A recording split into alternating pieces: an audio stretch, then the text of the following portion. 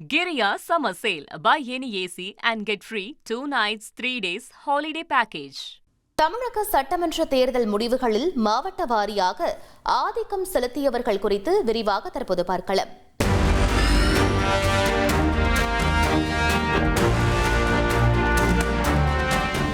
வணக்கம் மக்களே. அஞ்சலி, நம்ம இந்த சட்டமன்ற தேர்தல் முடிவுகள் பத்தி ஒவ்வொரு விஷயமா டீட்டெயிலாவே பார்த்துக்கிட்டு வரோம். நம்ம அந்த கம்மியான வாக்குகள் வித்தியாசத்துல எந்தெந்த தொகுதியை எந்தெந்த கட்சி ஜெயிச்சிருக்கிறாங்க, எந்தெந்த கட்சி தக்க வச்சிருக்கிறாங்க அந்த தொகுதியை கடுமையான போராடி அப்படிங்கறதுல நம்ம இதுக்கு முன்னாடி நிறைய பார்த்துருக்கிறோம். இப்ப நம்ம பார்க்க போறது என்னன்னா, மாவட்டம் வாரியா எந்தெந்த கட்சி ஆதிக்கம் செலுத்தி இருக்கிறாங்க இந்த வாட்டி அப்படிங்கறது தான் பார்க்க போறோம். So let's start. First card please. So இப்போ சென்னையிலேருந்து நம்ம ஆரம்பிக்கிறோம்னா, சென்னையை பொறுத்த வரைக்கும் திமுகவுடைய கோட்டை அப்படின்னு இருக்கக்கூடிய ஒரு இடம் அப்படிங்கிறத, மாவட்டம் அப்படிங்கிறத நம்ம சென்னை பார்க்குறோம். கடந்த தேர்தலுடைய வரலாற்று பின்னணியை நம்ம எடுத்து பார்த்தோம் அப்படின்னாலுமே இதுதான் நம்மளுக்கு கிடைச்சிருக்கக்கூடிய ஒரு ரிசல்ட்டாகவே இருந்திருக்கு. ஆனால் இந்த வாட்டி சென்னை அப்படியே நிறைய ஒரு ஷாக் கொடுத்துருக்கு திராவிட முன்னேற்ற கழகத்துக்கு அப்படின்னு தான் சொல்லணும். அதுக்கு காரணம் தாவேகா. சென்னையில் இருக்கக்கூடிய மொத்த சட்டமன்ற தொகுதிகளுடைய எண்ணிக்கை அப்படின்னு பார்த்தா 16. அதுல 14 தொகுதிகளை கைப்பற்றி இருக்கிறாங்க தாவேகா. மீதம் இருக்கக்கூடிய 2 தொகுதிகள் திராவிட முன்னேற்ற கழகம் பக்கம் போயிருக்கு. ஒன்னு சேப்பாக்கம் திருவல்கேணி, இன்னொன்னு துறைமுகம். சோ சென்னையை பொறுத்த வரைக்கும் இதான். சோ அடுத்து பாருங்க காஞ்சிபுரம். அடுத்தபடியா காஞ்சிபுரம்ல மொத்தம் இருக்கக்கூடிய தொகுதிகள் அப்படின்னு பார்த்தா 4. இதுல மொத்த 4யுமே நாங்க தான் அப்படிங்கிற மாதிரி தமிழக வெற்றி கழகம் அவங்க தட்டி பறிச்சுக்கிட்டாங்க. அடுத்தபடியா செங்கல்பட்டு தொகுதிகள் பார்க்கிறோம். மொத்தம் இருக்கிற தொகுதிகள் அப்படின்னு பார்த்தா 6. அதுல எப்படி சென்னையில பாதி கிட்டத்தட்ட ஒரு 18% எடுத்துட்டு 2% மட்டும் நாங்கள் கொடுக்குறோம் அப்படிங்கிற மாதிரி இங்கேயும் அதே மாதிரி தான் தாவேக 6ல் 4 எடுத்துக்கிட்டாங்க. 2 அதிமுக அவங்களுடைய வசம் போயிடுச்சு.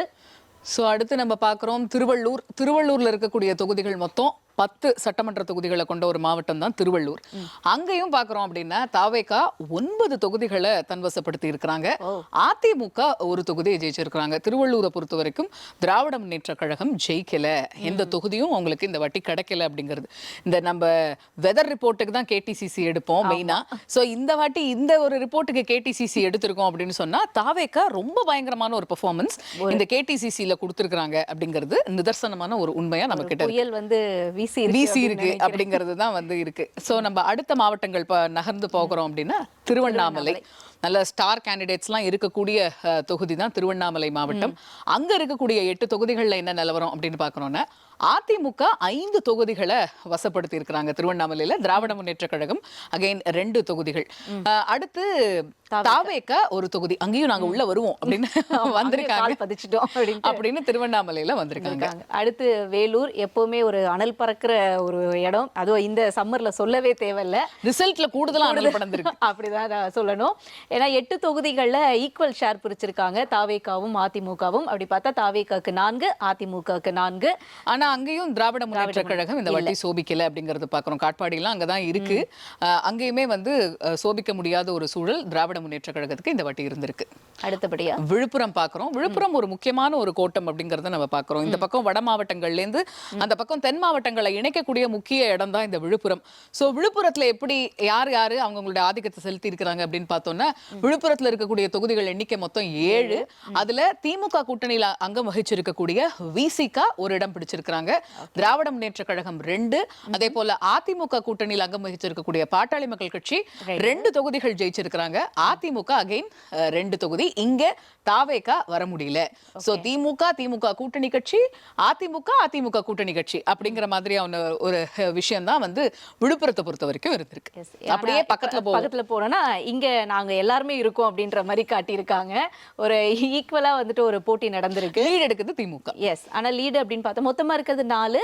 2 தொகுதி திமுக வெற்றி அடைஞ்சிருக்காங்க. அதிமுக 1, தாவேகா 1.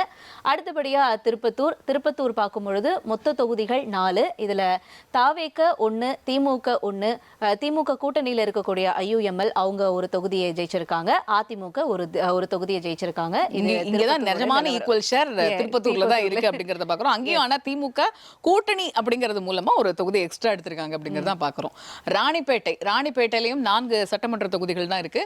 அந்த 4 சட்டமன்ற தொகுதிகள்ல 3 தக்க வச்சிருக்கிறாங்க தாவேக இடம் பிடிச்சிருக்கிறாங்க அப்படின்னு தான் சொல்லணும். அடுத்து அதிமுக ஒரு தொகுதி பெற்றிருக்கிறாங்க ராணிப்பேட்டை மாவட்டத்தை பொறுத்த வரைக்கும்.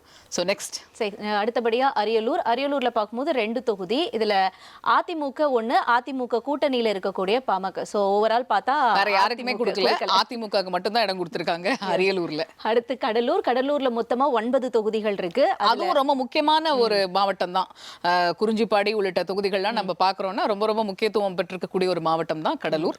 எஸ், அங்க பார்க்கும் பொழுது மொத்தம் இருக்கிற 9ல திமுக 3, அதிமுக 3 எடுத்திருக்காங்க. அடுத்தபடியா திமுக கூட்டணியில இருக்கிறவங்க அவங்க 1, திமுக அடுத்தபடியா விசிகால இருக்கக்கூடியவங்க எடுத்திருக்காங்க 1. ஆக மொத்தம் பார்த்தா திமுக அப்படின்ற அந்த கூட்டணி 4 நம்பர்ஸ் வருது. 3, 4, 5 நம்பர் வருது.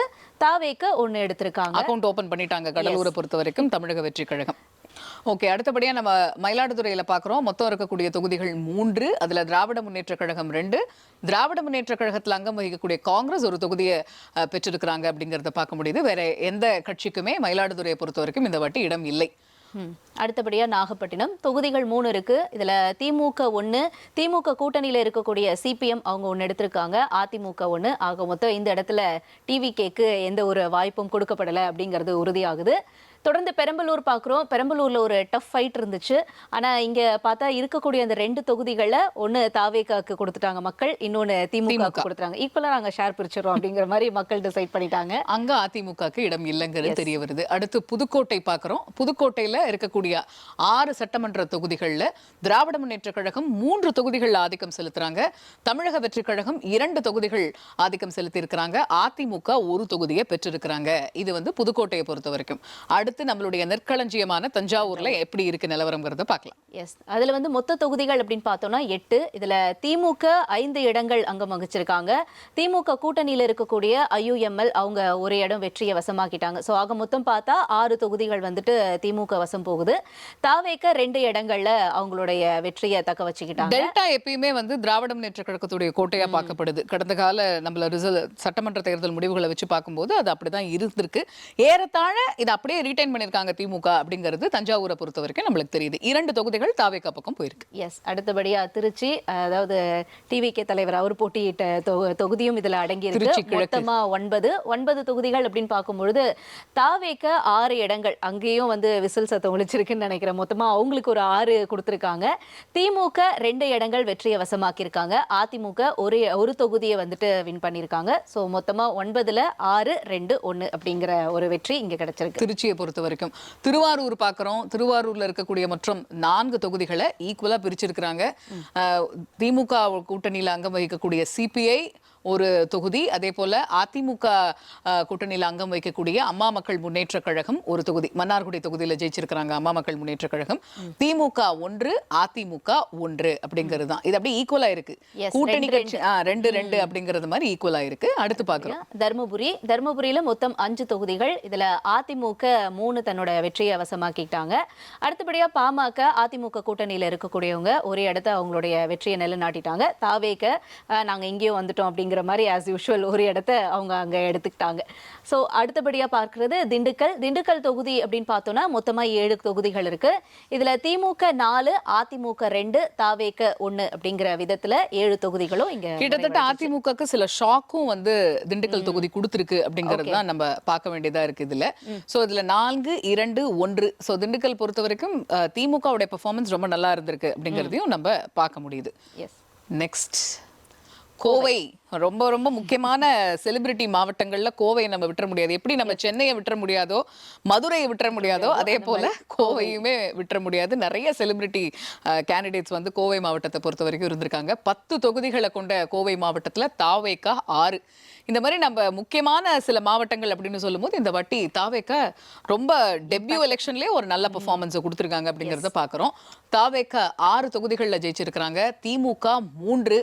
ஆனா கொங்கு மண்டலத்துடைய தமிழகத்தினுடைய கோட்டை அப்படின்னு சொல்லிட்டு இருக்கக்கூடிய அதிமுகவுக்கு ஒரு பேரதிர்ச்சியை கொடுத்திருக்கு கோவை மாவட்டம் அப்படின்னு தான் சொல்லணும். ஒரு தொகுதியில ஜெயிச்சிருக்கு அதிமுக. அங்க இருக்கக்கூடிய 10 தொகுதிகளுமே நாங்க தான் அப்படின்னு சொல்லிட்டு இருக்கக்கூடிய அதிமுகவுக்கு ஒரு பேரதிர்ச்சி தான் இந்த சட்டமன்ற தேர்தல் முடிவுகள் கொடுத்திருக்கு அப்படிங்கறத நம்ம இங்க பாக்குறோம். எஸ், அடுத்தபடியா கரூர் ரொம்ப எதிர்பார்க்கப்பட்ட ஒரு தொகுதி இந்த தடவை. அதுல மொத்தம் 4 தொகுதிகள் இருக்கு. இந்த 4 தொகுதிகளை திமுக 2 இடத்துல வின் பண்ணியிருக்காங்க. அதிமுக முன்னாள் அமைச்சர் அவர் அந்த இடத்துல வெற்றியை வசமாக்கி இருக்காரு. அடுத்தபடியா தாவேக ஒரு இடத்துல வின் பண்ணியிருக்காங்க. ரொம்ப டஃப் கொடுத்திருந்தாங்க. ஆனா தாவேக இதுல எல்லா தொகுதியிலுமே ஒரு வழியா வந்துட்டு இங்க திமுக 2 அதிமுக 1 தாவேக 1 அப்படிங்கிற மாதிரி பிரிஞ்சிருச்சு. அடுத்தபடியா ஈரோடுல மொத்தம் 8 தொகுதி. இதுல பார்க்கிறோம் திமுகவுக்கு இந்த இடத்துல வந்துட்டு வாய்ப்பு இல்ல அப்படிங்கறத புரிஞ்சுக்கிறோம். ஏன்னா அமைச்சர் போட்டி இருக்கக்கூடிய தொகுதியில ஈரோடுல இருக்குங்கிறதையும் நம்ம பாக்குறோம். எஸ், அதுல தாவேக ஒரு பெரிய ஹியூஜ் ஒரு கலெக்ஷன் கொடுத்திருக்காங்க போல. தாவேகக்கு 5 தொகுதிகள் இருக்கு. அடுத்தபடியா அதிமுக சென்னை, கோவை, காஞ்சிபுரம் மாதிரி ஈரோடு அவங்களுக்கு போயிடுச்சு. எஸ், சோ தாவேகக்கு 5 அதிமுகக்கு 3 அப்படிங்கறத நம்ம பார்க்கிறோம். அடுத்து கிருஷ்ணகிரியை பொறுத்த வரைக்கும் மொத்தம் இருக்கக்கூடிய 6 தொகுதிகள்ல தாவேகா 2 தொகுதிகள் எடுத்திருக்கிறாங்க, அதிமுக 2 தொகுதிகள் எடுத்திருக்கிறாங்க, திமுக ஒரு தொகுதி, திமுக கூட்டணியில் அங்கம் வைக்கக்கூடிய சிபிஐ ஒரு தொகுதி. டெக்னிக்கலா நம்ம பாக்குறோம் அப்படின்னா அப்படி பிரிச்சு இருந்தாலுமே ஓவராலா பார்த்தோம் அப்படின்னா 2-2-2 அப்படிங்கிற ஒரு கணக்கு தான் கிருஷ்ணகிரி கொடு. கிருஷ்ணகிரி வந்து வஞ்சனையே கிடையாது. நீங்களும் எடுத்துக்கோங்க அப்படின்னு 2-2 கொடுத்திருக்காங்க. கண்டிப்பா.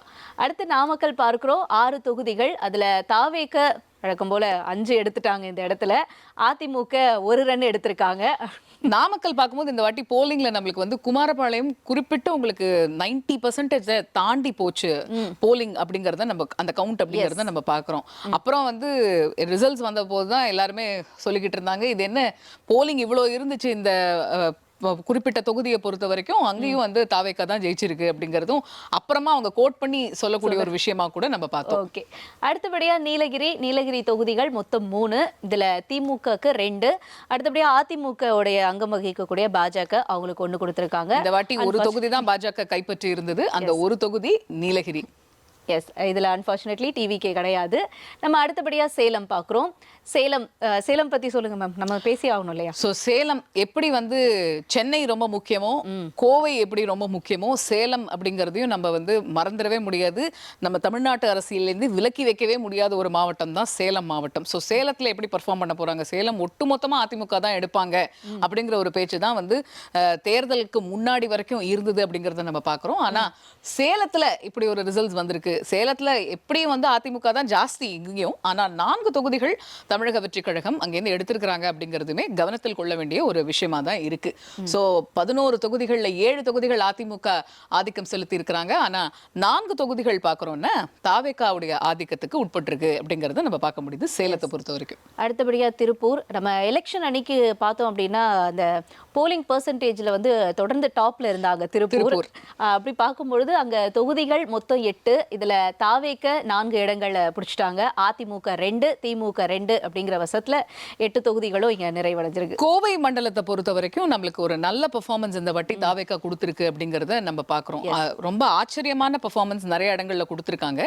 எப்படி சென்னை அந்த கேடிசிசி ஜோன் எப்படி நம்ம பார்த்தோமோ அதே போல கோவை மண்டலத்தையும் நம்ம இதுல இருந்து பிரிக்க முடியாது அந்த தாட்ல இருந்து அப்படிங்கிறது தான் நம்மளுக்கு ரிசல்ட் சொல்லக்கூடிய ஒரு நிலவரமா இருக்கு. எஸ், அடுத்தபடியா கன்னியாகுமரி நிறைய எக்ஸ்பெக்டேஷன் இருந்துச்சு. போலிங் வந்து இந்த வாட்டியாச்சும் இவங்க அதிகமா காட்டுவாங்க. இந்த வாட்டி போலிங் கம்மி தான். எஸ், ரொம்ப கம்மியா இருந்துச்சு. அதுல மொத்தம் 6 தொகுதிகள். 6 தொகுதிகள்ல பார்க்கிறோம் திமுகவோட அங்கம் வகிக்கக்கூடிய காங்கிரஸ் 3 இடங்கள். அடுத்தபடியா திமுகக்கு 1 இடம் கொடுத்திருக்காங்க. அதே திமுகவோட அங்கம் வகிக்கக்கூடிய சிபிஎம் 1. ஆக மொத்தம் பார்த்தோம்னா இங்க 5 முடிஞ்சிருச்சு. 6 தொகுதிகள்ல 5 வந்து திமுக வசம் போயிடுச்சு. அதிமுக 1. 6 தொகுதிகள் இப்படி கன்னியாகுமரி மாவட்டத்தில் முடிவடைஞ்சிருக்கு. ஸோ மதுரை வந்து இந்த வாட்டி ரொம்ப முக்கியமான ஒரு மாவட்டம் அப்படியா மதுரை இருக்கு. அதுவும் குறிப்பா மதுரை மத்தி வந்து ரொம்ப முக்கியமான ஒரு தொகுதியா தான் இருந்தது. ஏன்னா 2 ஸ்டார் கேண்டிடேட்ஸ், ஒரு ரியல் ஸ்டார், ஒரு ஃபிலிம் ஸ்டார் அப்படிங்கிற மாதிரி ஒரு ரொம்ப ஹாட்டான ஒரு பகுதியா தான் வந்து மதுரை மத்தி இந்த வாட்டி இருந்தது. மதுரையை பொறுத்த வரைக்கும் இருக்கக்கூடிய 10 தொகுதிகள்லையுமே விசில் தான் போயிருக்கு அப்படிங்கிறது நமக்கு தெரியுது. தாவேகா 8 தொகுதிகளை கைப்பற்றி இருக்கிறாங்க. திராவிட முன்னேற்ற கழகம் 1 தொகுதியையும், திராவிட முன்னேற்ற கழக கூட்டணியில் இருக்கக்கூடிய காங்கிரஸ் 1 தொகுதியும் மதுரை எடுத்திருக்கிறாங்க. சோ மதுரையை பொறுத்த வரைக்கும் 8 தொகுதிகள் ஆதிக்கம் செலுத்தி இருக்குது தமிழக வெற்றி கழகம். அடுத்தபடியாக ராமநாதபுரம்ல மொத்தம் 4 தொகுதி. இதுல திமுக 3 தொகுதியை வெற்றியை வசமாக்கி இருக்காங்க. தாவேக்கு ஒரு இடம் கிடைச்சிருக்கு. அடுத்தபடியா பார்க்கிறது சிவகங்கையில நாங்க தான் அப்படிங்கிற மாதிரி எப்படி முன்னாடி நம்ம பார்த்தோமோ அதே மாதிரி காஞ்சிபுரம் பார்த்தோமோ அது மாதிரி இப்ப சிவகங்கையும் மொத்தம் 4 தொகுதிகள். தாவேக்க 4 தொகுதி எடுத்துருச்சு. மற்ற 2 கட்சிகளுக்கு இந்த இடத்துல வாய்ப்பு வழங்கப்படல. எஸ். ஸோ அடுத்து நம்ம பார்க்குறோம் தேனியும் ரொம்ப முக்கியமான ஒரு மாவட்டம் தான். அரசியல் ரீதியாக நிறைய விஷயங்கள் தேனியை சுற்றி நடந்திருக்கு கடந்த சில மாதங்கள்லேயே அப்படிங்கிறத நம்ம பார்க்குறோம். அந்த வகையில் 4 தொகுதிகள் உள்ளடக்கிய தேனி மாவட்டத்தில் ஈக்குவலாக பிரிச்சுக்கிட்டு இருக்கிறாங்க. திமுக 2, தாவேக்கா 2. ஆக மொத்தம் தேனி மாவட்டத்தை பொறுத்த வரைக்கும் அதிமுக இந்த வாட்டி பின்தங்கி இருக்கிறாங்க அப்படிங்கிறது தான் களச்சூழலாக இருக்குது. தூத்துக்குடி ஆப்வியஸா திமுக கனிமொழி அவர்கள் இருக்கக்கூடிய எம்எல்ஏவா இருக்கக்கூடிய பகுதி. அந்த இடத்துல பார்த்தோம்னா தொகுதிகள் அப்படின்னு பார்த்தோம்னா மொத்தம் 6 இந்த மாவட்டத்துல நிறைய செலிபிரிட்டி கேண்டிடேட் இருக்கக்கூடிய ஒரு இடம். இங்க பார்த்தா 6 தொகுதிகள்ல 3 ஈக்குவல் ஷேர் அது மாதிரி 3 பிரிச்சிருக்காங்க. கவுண்ட் பார்க்கும்போதே ஒரு மாதிரி சர்ப்ரைசிங்கா இருக்கு. என்னடா இப்படி அந்த 3 2லயுமே டஃப் ஃபைட் கடைசி வரைக்கும் போயிட்டு ஃபைனல் டிக்ளரேஷன்ல தான் நமக்கு இது பிரிஞ்சிருக்கு அப்படிங்கிறது தெரியும். கரெக்டா சொன்னீங்க. சோ அதன்படி திமுகக்கு 3, தாவேக்காக்கு 3 பிரிஞ்சிருக்கு தூத்துக்குடியை பொறுத்த வரைக்கும். அடுத்து நம்ம திருநெல்வேலியில தொகுதிகள்னு பார்த்தா மொத்தம் 5. ஆனா இங்கேயும் ஆதிக்கம் செலுத்திருக்கு தாவேக்காக்கு 3, திமுகக்கு 1, அதிமுகக்கு 1 அப்படின்னு பிரிஞ்சிருக்கு. தொடர்ந்து பார்க்கக்கூடியது. ஸோ அந்த 38 மாவட்டங்களோட இந்த இறுதி கட்டத்துக்கு வந்துட்டோம். அப்படி பார்க்கும்போது அடுத்து தென்காசியை பொறுத்த வரைக்கும் 5 தொகுதிகள். அந்த 5 தொகுதிகளில் திமுக 4 தொகுதிகளை வென்றெடுத்திருக்குது. அதிமுக 1 தொகுதியை வசமாக்கி இருக்கு. தென்காசியை பொறுத்த வரைக்கும் இதுதான் நிலவரமா இருக்கு. அடுத்தபடியாக விருதுநகர்ல 7 தொகுதிகள் இருக்கு. இந்த 7 தொகுதிகள்ல பெரிய நம்பரை தாவேக்க தட்டி பறிச்சுட்டாங்க. மீதம் இருக்கக்கூடிய 3 தொகுதிகள் திமுக வசம் போயிருக்கு. ஸோ அப்படின்னு பார்த்தா மொத்தமா 7 தொகுதிகள்ல 4 தாவேக்க, 3 திமுக. இந்த இடத்துல அதிமுகக்கு வாய்ப்பு வழங்கப்படலை அப்படிங்கிறதையும் புரிஞ்சுக்கிறோம். ஸோ 38 மாவட்டங்களில் யார் ஆதிக்கம் செலுத்தி இருக்கிறாங்க அப்படிங்கிறது தான் இந்த தொகுப்பில் நம்ம விரிவாக பார்த்தோம். இன்னும் நிறைய விஷயங்கள் நம்ம ஒவ்வொரு விஷயமா எடுத்து பேச போகிறோம், டீகோட் பண்ண போகிறோம், அனலைஸ் பண்ண போகிறோம். இது எல்லாத்தையுமே பின்வரும் தொகுப்புகளில் பார்க்கலாம்.